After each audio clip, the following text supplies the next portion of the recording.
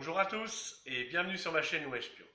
Alors dans cette vidéo, je vais vous expliquer le télérupteur. Donc à quoi sert-il, son mode de fonctionnement et surtout bien sûr son branchement électrique. Donc voici quelques images et on se retrouve pour un cours théorique et un cours pratique.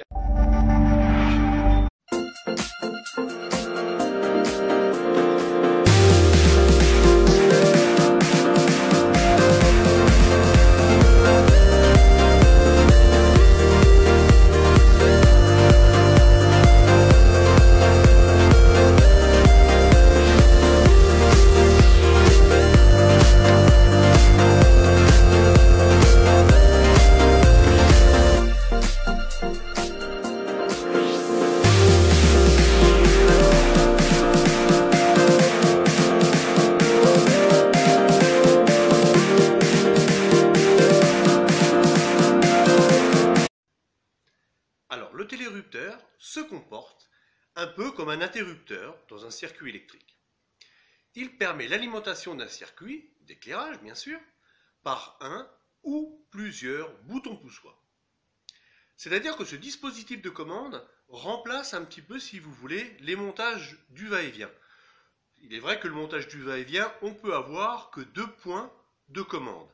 Alors qu'avec un télérupteur, on peut avoir de 1 jusqu'à au moins 15 boutons poussoirs, ce qui permet de pouvoir avoir plusieurs points de commande dans un couloir, dans une cage d'escalier, etc. Donc nous, pour ce qui nous concerne, dans notre réseau domestique, dans notre pavillon, c'est surtout pour alimenter un couloir.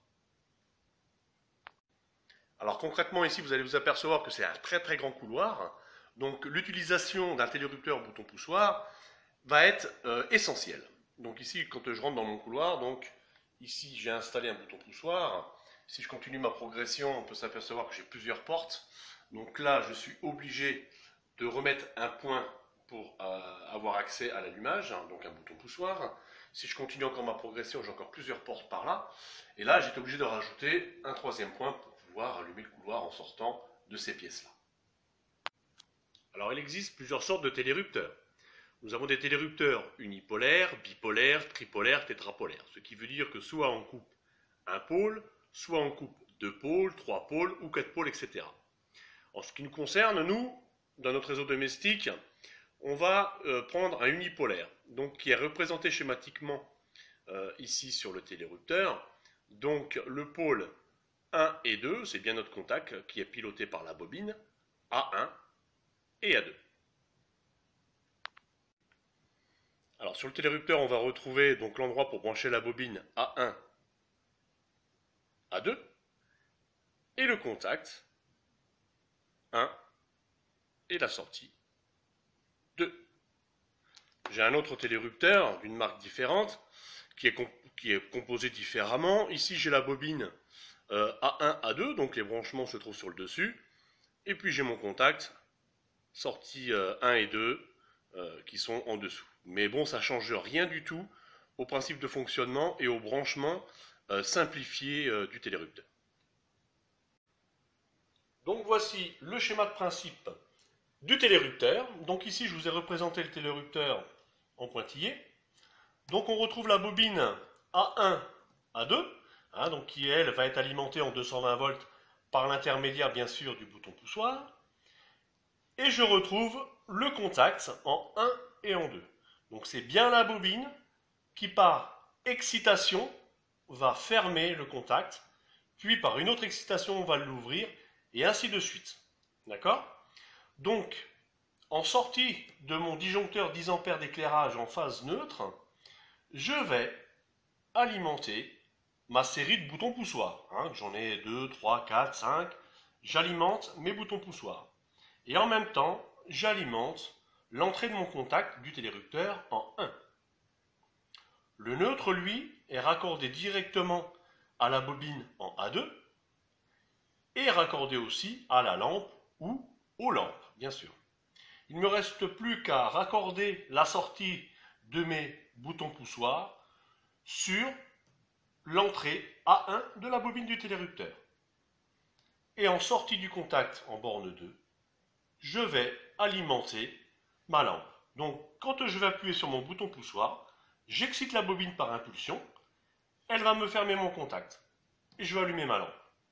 Quand je vais vouloir éteindre, je redonne une impulsion sur mon bouton poussoir, j'excite la bobine, donc j'ouvre le contact, et ainsi de suite. Donc ici, sur ce schéma-là, on va le voir au niveau de la pratique.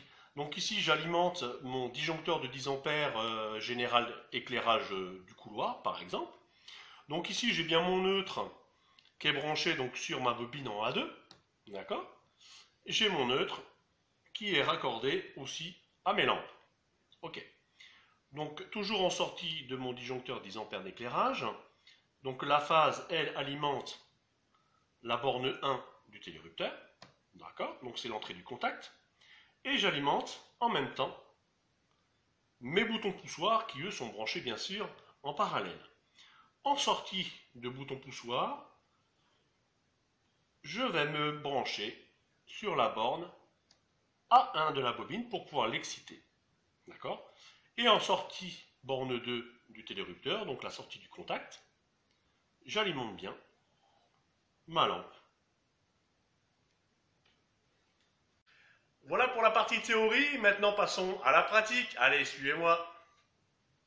Alors ici, comme sur le schéma électrique, sur mon disjoncteur, donc qui est bien sûr un coupé, j'ai branché donc au niveau du neutre le fil qui va donc aux lampes et un autre fil qui lui va aller sur la bobine A2 que je vais brancher. Sur la phase, donc j'ai bien un fil qui va donc alimenter les boutons poussoirs et l'autre fil qui va aller sur la borne 1 de mon télérupteur. Donc ici, je raccorde mon neutre sur A2. Et donc ici, je vais brancher ma phase donc sur la borne 1 du télérupteur.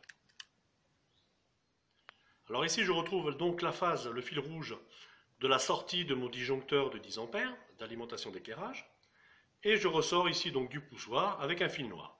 Et ça, pour X poussoirs branchés bien sûr en parallèle.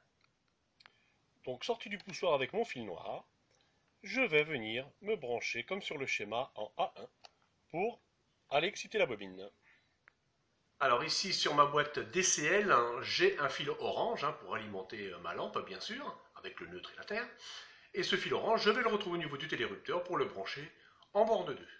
Et en dernier, il me reste à brancher la lampe sur la borne 2 du télérupteur. Alors mon raccordement est terminé. Il me reste maintenant à racclencher mon disjoncteur général de 10 ampères pour le couloir. Donc là mon sélecteur pour l'instant est sur 0. Je vais aller donner une impulsion sur mon poussoir. Ma lampe va s'allumer, mon sélecteur va passer sur 1. Petite indication, si vous n'êtes pas sûr pour le courant, je vous conseille de soit couper votre général de circuit ou alors carrément couper votre disjoncteur par sécurité pour faire tous vos branchements, pour être vraiment en sécurité. Alors ici, je donne une impulsion sur mon poussoir et là, mes ampoules de mon couloir s'allument. Donc là, je peux même appuyer sur celui-ci. Hop, j'éteins, j'allume, je peux aller voir l'autre là-bas aussi, j'éteins, j'allume, voilà. Et donc ici, mon sélecteur est passé sur 1. Voilà pour cette vidéo, j'espère que j'ai été assez clair. Si vous avez des questions, n'hésitez pas à les poser, laissez des commentaires, partagez la vidéo, aimez la vidéo, et puis surtout abonnez-vous. Et puis je vous dis à bientôt les bricolos. Ciao, ciao!